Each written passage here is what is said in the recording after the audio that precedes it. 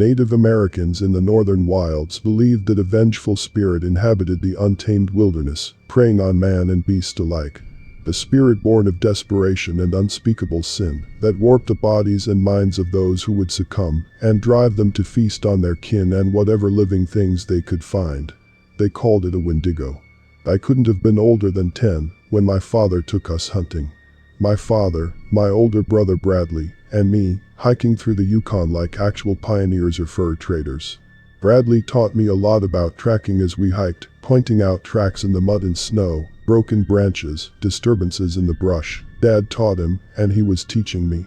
Dad always said it was because of the native blood in his veins that he preferred hunting off the trails and reserves.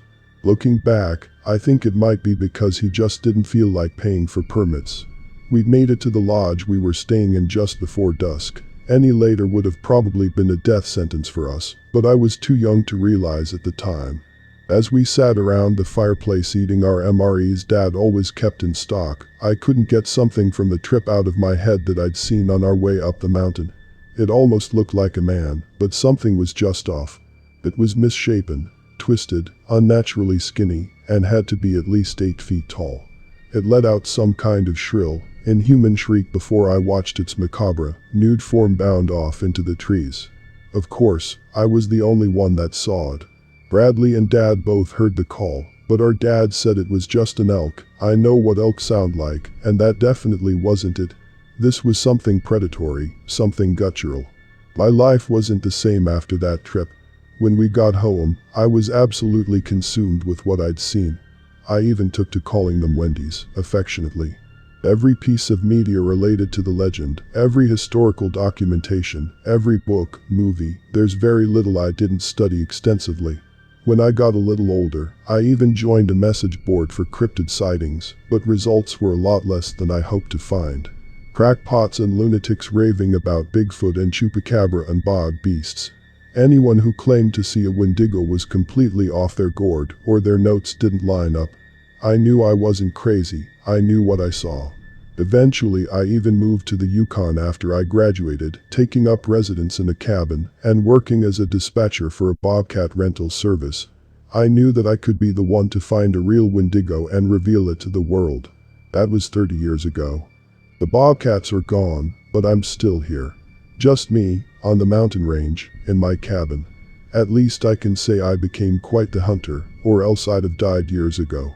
Elk and rabbit have sort of a gamey taste, but when it's all that's around, you get used to it fast.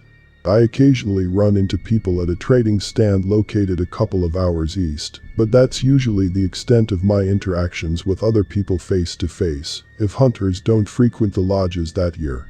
I couldn't tell you if Bradley's alive or dead. I'm pretty sure my dad must have died by now.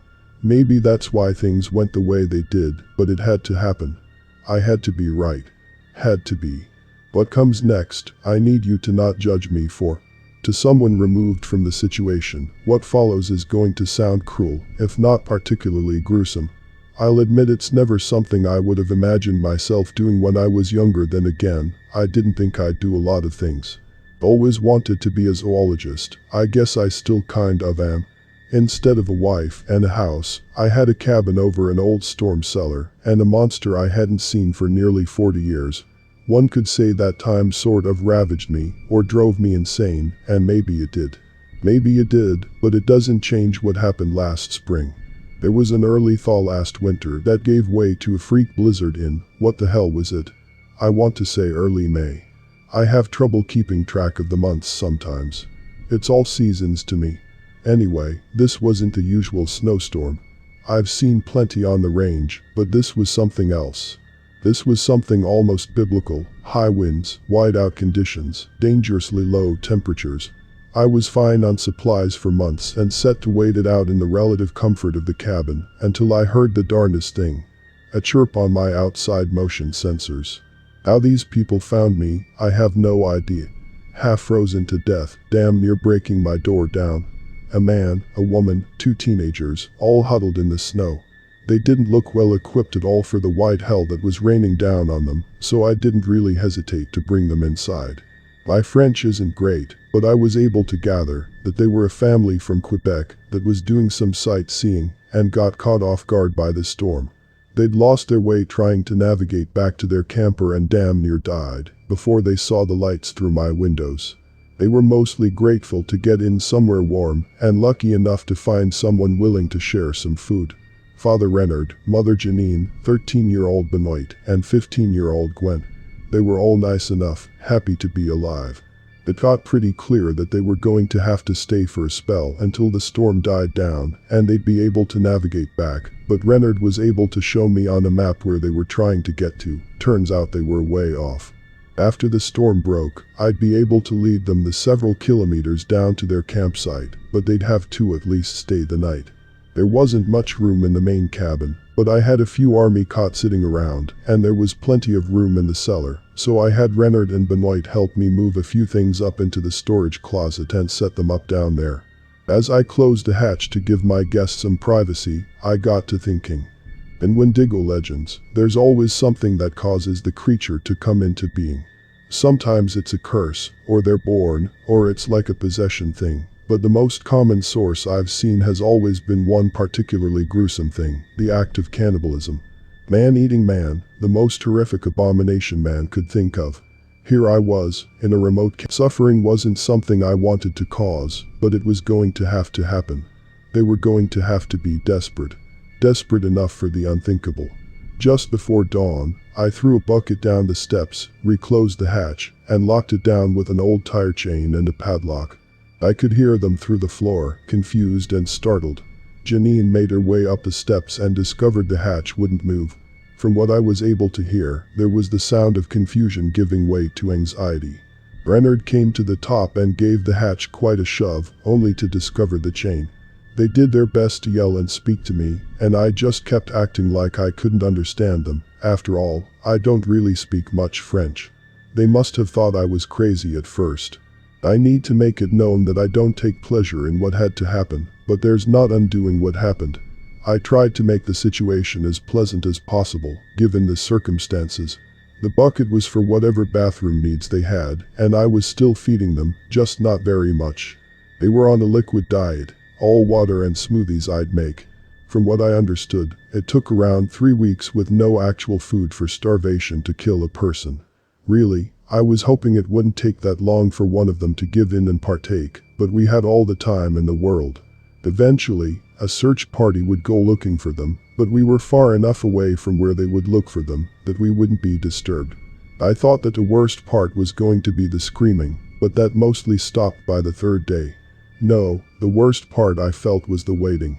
It was supposed to take 3 weeks, but I honestly lost track of the days and couldn't tell you how long they were down there.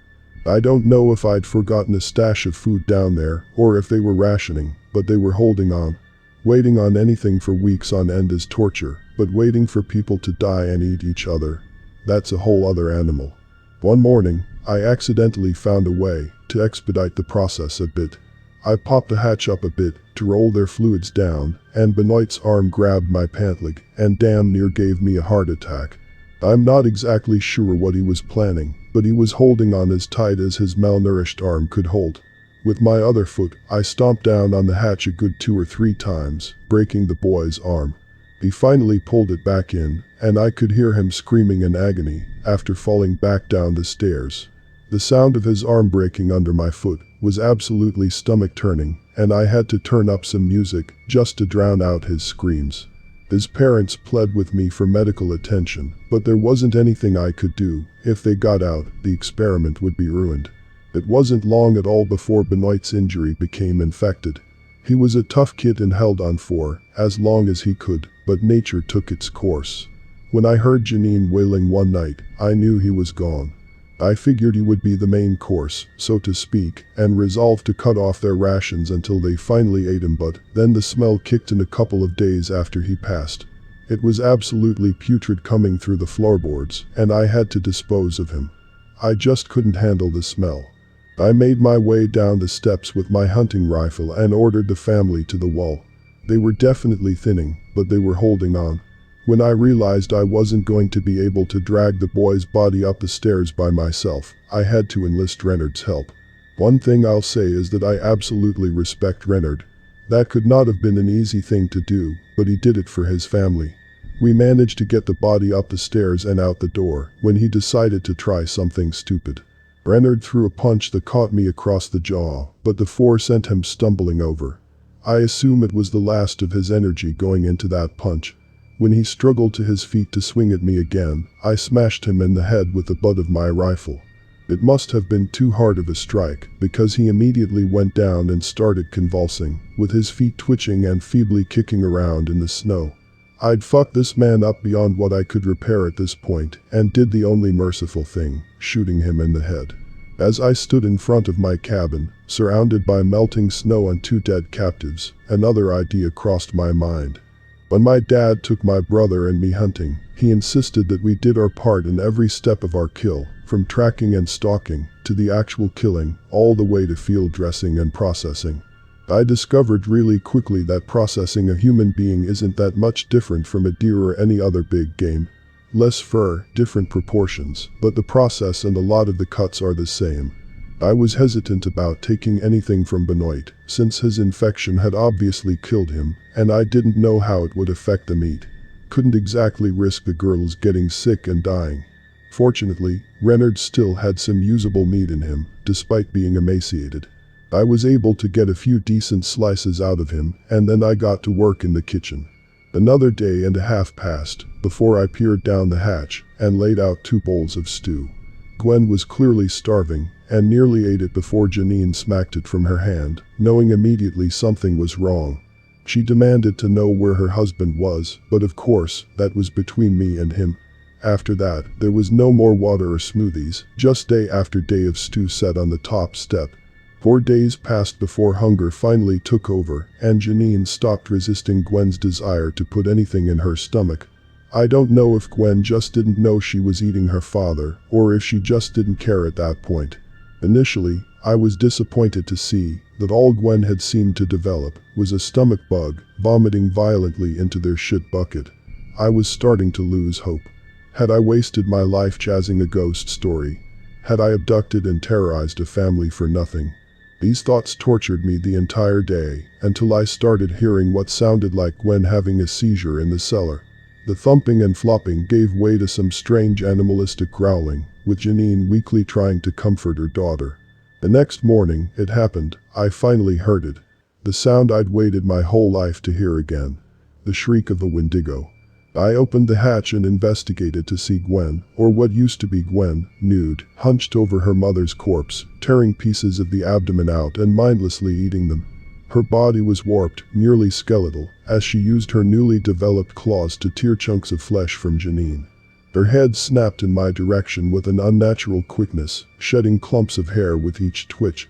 Her face had completely warped, with blood and sick covering a mouth of jagged fangs with flesh stuck between the teeth, and eyes that had gone from a dark green to a corpse-like pale blue. She lunged across the cellar at me, but I was able to dive back up the hatch and relock the padlock before she reached the top of the stairs. The chain was holding, but barely, as it fearfully slammed against the trapdoor. Now I was faced with a conundrum that I hadn't thought of before. The Wendigo was real, I'd made it, but how the hell was I going to get it out of my house? I didn't stand a chance of fighting it off if I opened the hatch, and the chain wasn't going to hold forever, so time was a factor. I had to rely on its predatory instincts and pray it would go for an easy meal. Benoit was still in the shed, I remembered. He was putrid and beginning to bloat, but I doubted it was going to care at that point. I dragged the corpse into my living room, and it certainly sensed that there was food, as the slamming against the trapdoor got even more desperate. I positioned Benoit toward the kitchen nook, and then took a position behind the trapdoor where I unlocked the chain and took a step back as quietly as I could. It climbed out of the hatch, crawling around the room on all fours, sniffing aggressively, eventually making its way to its brother's body. From what I could tell, it didn't seem to be able to see that well. What used to be Gwen was aware of me, but seemed content with the easy meal for the time being. Well, the four-wheeler in the shed wasn't the ideal getaway vehicle. It worked out fine as I sped down the hill. As I drove down the trail, I was able to hear the distinct call of a Wendigo echo through the trees again. I stayed at the empty shack that housed the Bobcat rentals for 2 days, while I waited to make sure the Wendigo had left, and when I went home, it was gone. Only a bloody mess, and what was most of a teenage boy's skeleton, and a blood trail leading to the trees. I'm not crazy. Wendigos are real, and I saw 2 in my life with my own eyes. I still hear it scream in the woods, and sometimes I even catch glimpses of it. I haven't gotten a picture yet, but I'm hopeful. Every now and again I'll find its handiwork, elk and other animals ripped to shreds. I don't expect her to move on anytime soon. What with hunting season starting soon on the mountain again, it'll have prey aplenty, and I'll be able to study it up close. It also seems drawn to my house, and likes to stay close by. Maybe it senses I'm food, or maybe it's drawn back from some vague memories of where it was born. Every so often I see it on the monitor when it comes close enough to set off a perimeter sensor, and every time I hear its guttural screech echo through the trees, I can't help but chuckle. Everyone knows it's Wendy.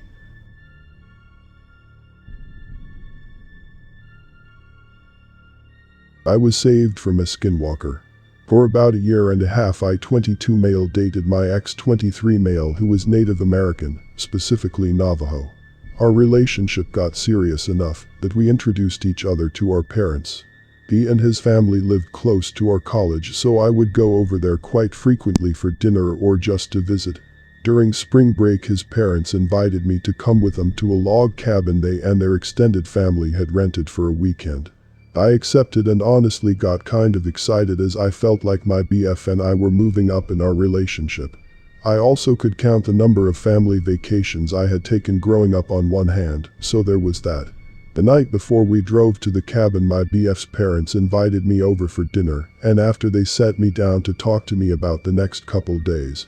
I already knew my BF's grandparents were extremely in touch with Navajo traditions, and could be harsh to certain people they saw as outsiders. They basically explained that they may not accept me immediately, and that they apologized if at any point they offended me. I thought about what they said the entire drive to the cabin, and it honestly only made me even more nervous the closer we got to our destination. Meeting a boyfriend's family for the first time was stressful enough, but adding on the fact we were the same gender, and that his family may view me as an outsider, made my chest unbearably tight. As we drove up to the cabin, immediately we saw that there was a group standing outside of it. My BF's dad parked the car. He and his wife jumped out to run over to the crowd to see what the issue was. The yelling was so loud you could hear it almost clearly, despite us still being in the car. I asked my BF who the people were, and he said they were all different family members, and that a serious argument must have broken out. We got out of the car and walked around to the front of it so we could see what was going on. It looked like it was about 9 people yelling at one guy. The guy's had his back to us, but I remember his bizarre way of standing. It's hard to describe, but if I had to give a comparison, it would be Mr. Crocker from Fairly Odd Parents. The argument was so heated it looked like nearly everyone was ready to start throwing punches. Finally, the guy with his back to us yelled something, before turning and walking in our direction. I thought he was walking directly towards us, but then I realized he was on the path to walking past us. As he walked by me, I remember he looked at me really quick, and we made eye contact. His hair was long and shaggy and came down over his face, but I could still see his eyes. They looked immensely glazed over, like the guy was beyond high. Despite nothing technically being off about him, it just felt like I had looked into the eyes of mannequin or something. Getting over my uneasiness, I noticed the guy hadn't walked to a car, but instead had continued to walk until he walked into the woods. I turned to my BF and asked where he was going and who that was, and he said that he was pretty sure it was one of his uncles, but he hadn't seen him since he was a kid. We both assumed the guy had maybe went to blow off some steam. My boyfriend's parents came back and said everything was fine now, and that we could take our bags out the car to head inside. Log cabin was honestly an understatement. The house they had rented out for weekend was massive. It had enough rooms, where everyone's personnel family had their own rooms. I was beyond shocked to learn that my BF's parents had gotten us our own room, although it was the smallest. We settled down, and then I got to go around and meet my boyfriend's family. Unexpectedly, everyone was beyond nice. I kind of felt like I'd be treated like an outsider given How traditional my BF had said his extended family was, but nearly everyone I met greeted me with a giant hug and warming smile. I guess the two exceptions were my BF's grandparents. Both seemed very contained and had this very serious look on their faces. As I approached them to introduce myself to them, they both looked me over a couple of times before moving. Soon they both stood and gave me a very strong-handed handshake and pat on the shoulder. It wasn't a dream come true loving welcome, but it was at least a gesture of acceptance. As the night went on, everyone in the house talked, drank, ate, and even had a period where one family member brought a guitar out and we all drunkenly sung covers of popular songs. I had an amazing time, and it was defiantly a night I wouldn't forget. I do, however, remember this tense feeling that was with me the entire night. Like something was around me but that I couldn't see. The night flew by, and before long it was sometime after 1 a.m. and everyone was ready to go to bed. Before anyone made their way to the room for the night, my BF's grandfather called everyone into the living room for a family meeting.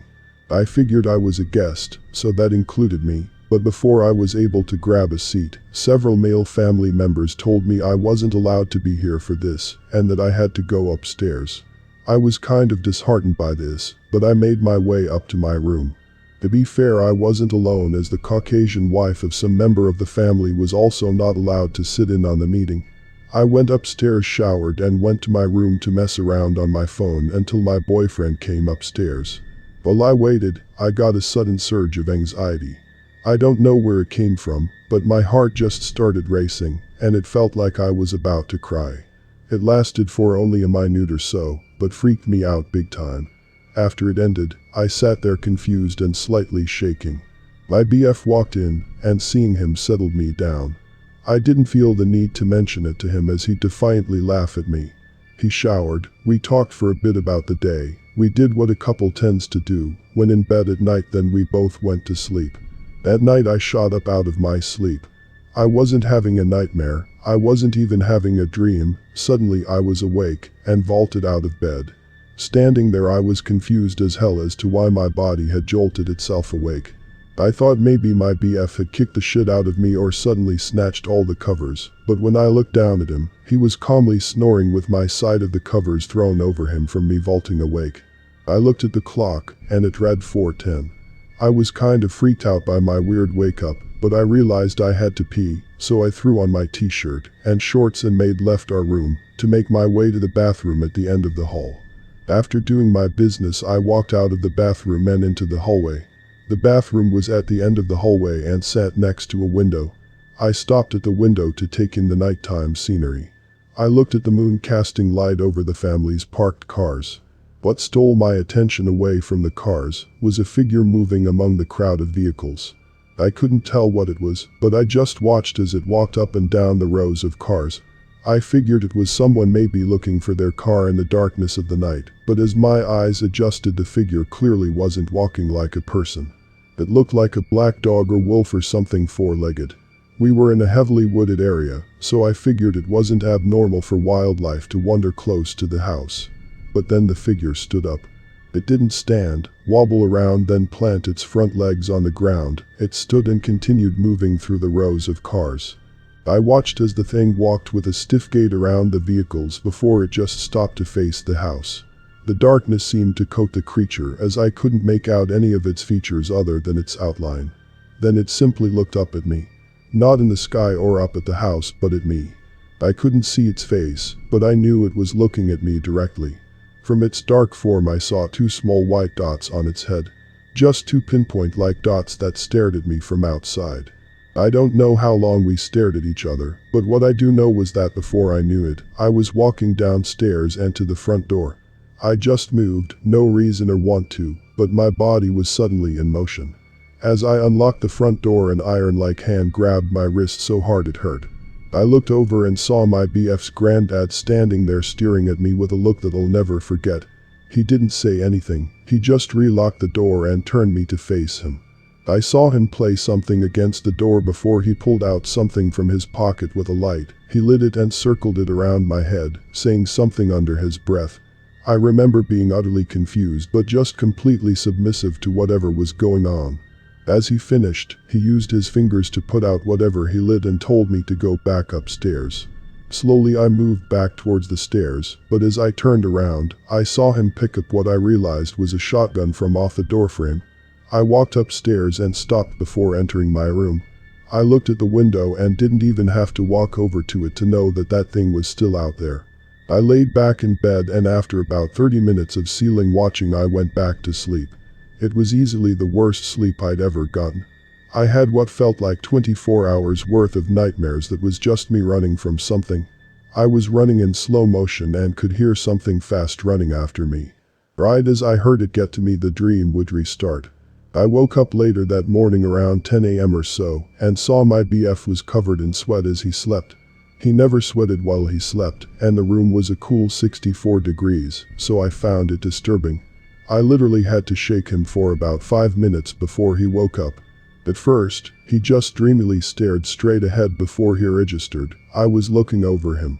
I can honestly tell you that my boyfriend is a part of our college's ROTC program, and he is used to waking up early. 99% of the time he would wake up 2 hours before me when he slept over. Not to mention, in the rare cases that he did sleep longer than me, he would snap awake whenever I touched him. He lazily got dressed before we both went downstairs to find the entire house in a dreamlike state. Everyone moved through the house like zombies, and everyone seemed half dead. Before anyone worked on breakfast, my BF's grandfather called for another family meeting. I was still not allowed to listen, but this one lasted much longer than the last. When it was over, my BF and his parents told me we were packing up and leaving. I couldn't argue, as everyone in the house simultaneously moved to their rooms to pack up their items. Within an hour everyone had packed up and placed their belongings in their cars. As we drove away from the massive cabin, I couldn't help but feel like those same small whites watching us from just out of sight. During the ride home, my BF, the car was quiet. When we stopped to get gas, I tried to ask my BF why he had left, but he just looked at me and said it was hard to explain.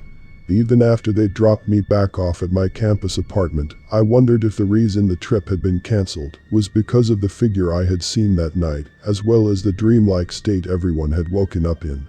Up until we broke up, I would ask my ex why the trip had been cancelled, and he never really gave a direct answer. He'd just say that I wouldn't understand, or that it was a family dispute. It wasn't until after we broke up that I saw a documentary on skinwalkers. It made me shudder to think what would have happened if I had opened that door and walked outside.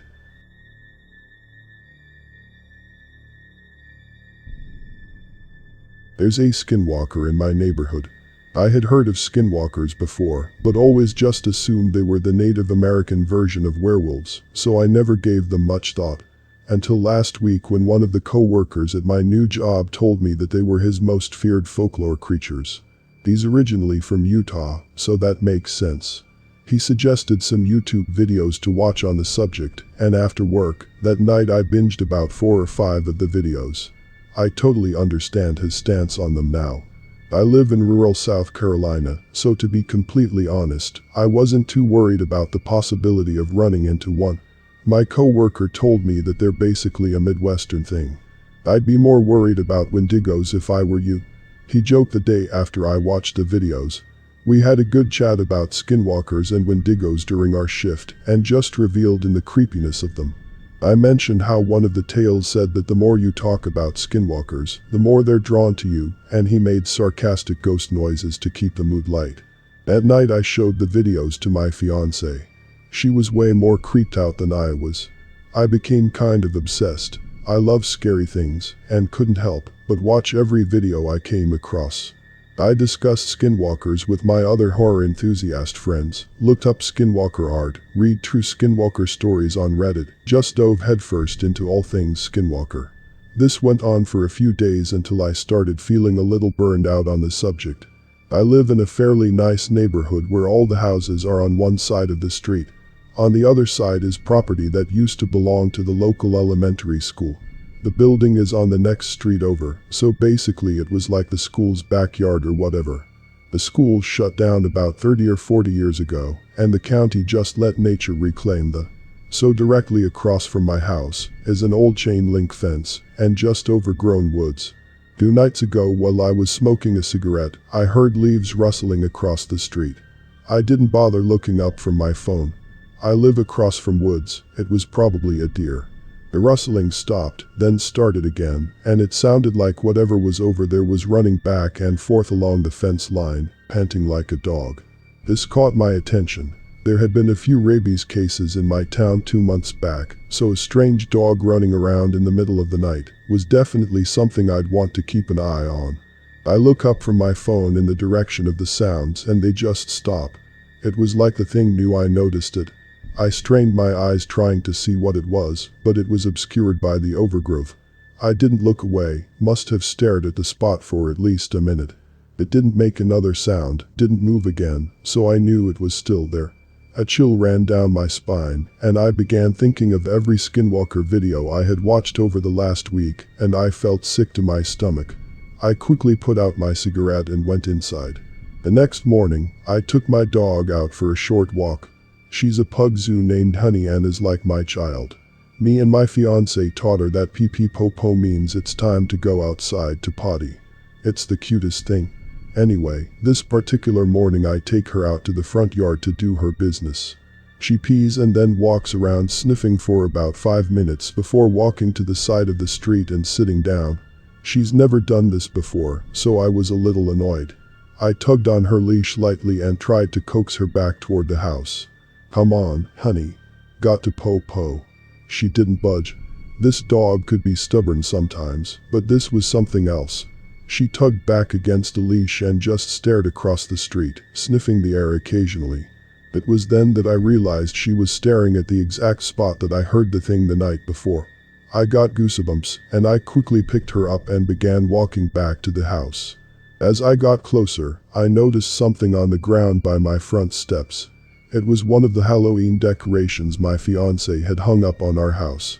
Plastic black roses with plastic eyeballs and spiders on them. The stems were wire so they can be wrapped around things to keep them secured.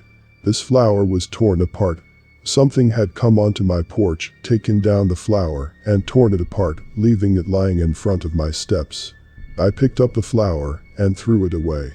I didn't tell my fiancé. I didn't want her freaking out. The rest of that day went by uneventfully. That night I told my co-worker about what happened, and he looked a little concerned, but brushed it off. Said what I heard was most likely just a dog, and the flower was probably knocked down by the wind. I had my doubts.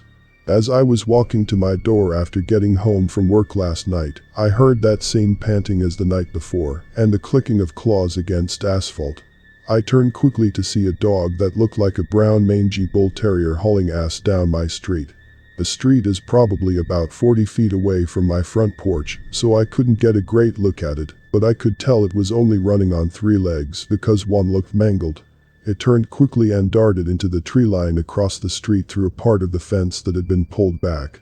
The fence wasn't like that earlier that day. That's when I noticed that the dog didn't have a tail. I almost threw up.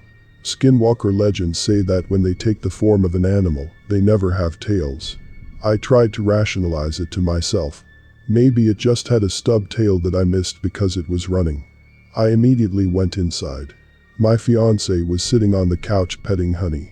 She could see I was upset and asked me what was wrong. I told her nothing, just almost got clipped by a car before I pulled into the driveway. She got up, hugged me, and cursed the person that almost hit me. She asked me if I could take Honey out for pee-pee-po-po, because she had been creeped out by all the spooky videos we've been watching, and didn't feel comfortable going outside at night by herself. Honey perked up. She ran to the door and looked between me and the door, whining excitedly. I stared down at her for a moment, before agreeing to it. I'll just keep her close to the porch, I thought. We walked off the porch, and she immediately tried to walk to the street.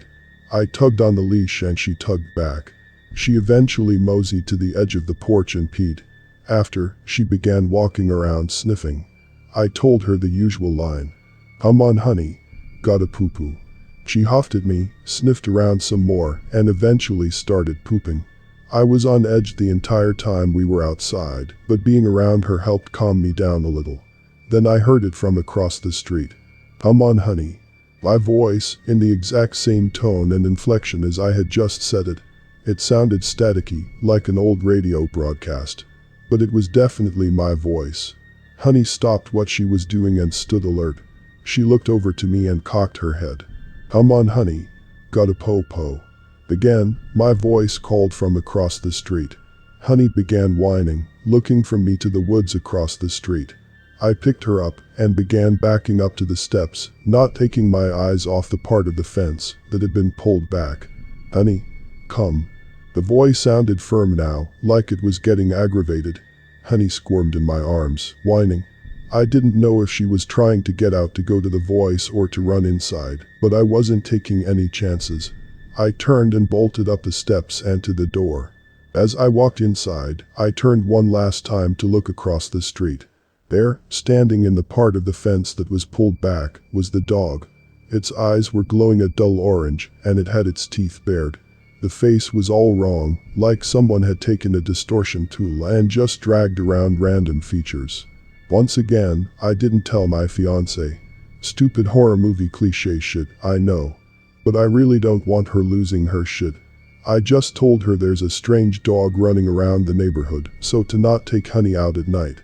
Later last night after we had gone to bed, I woke up to the sound of footsteps pacing back and forth outside my window. Against my better judgment, I rolled over to try and see it. I don't, but the pacing stops. "Come on, honey." My voice called out, cutting through the quiet of the night. I prayed my fiancée didn't hear. It called out 2 more times before I heard it walking away. I didn't sleep a wink the rest of the night. The day when I get to work, I'm going to ask my coworker what I can do to get rid of this thing. I'm scared. I don't think there's a way. If anyone knows anything, please let me know.